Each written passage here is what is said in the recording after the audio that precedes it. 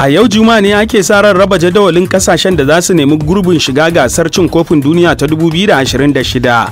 Kasashen turai 16 ne za su samu gurbi a gasar wadda aka faɗaɗa zuwa kasashe 48 wadda za yi a Amurka, Canada da kuma Mexico.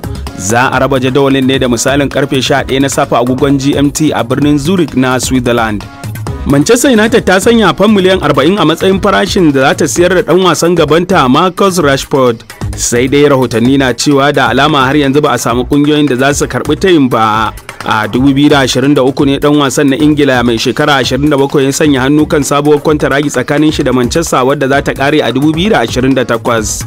United na cikin matsin lambar sayar da wasu daga cikin 'yan wasanta domin bin ka'idar da aka shimfiɗa ta yawan kuɗaɗen da za a kashe a kowace kaka. Sannan a samarwa sabon kocin Ruben Amorim kuɗin da zai sayi wasu 'yan wasan.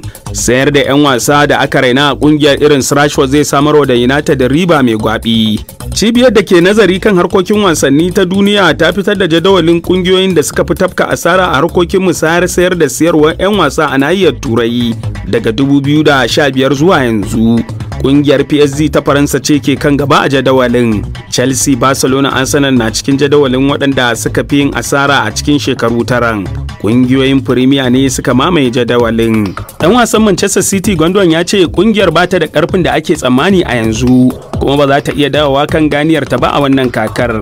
Dan wasan ya bayyana hakan ne bayan kashin da suka sha a hannun Juventus da ci biyu babu kuɗi a gasar zakarun Turai, wanda hakan ya sanya City cikin haɗarin gaza kaiwa zagayen 'yan 16 a gasar.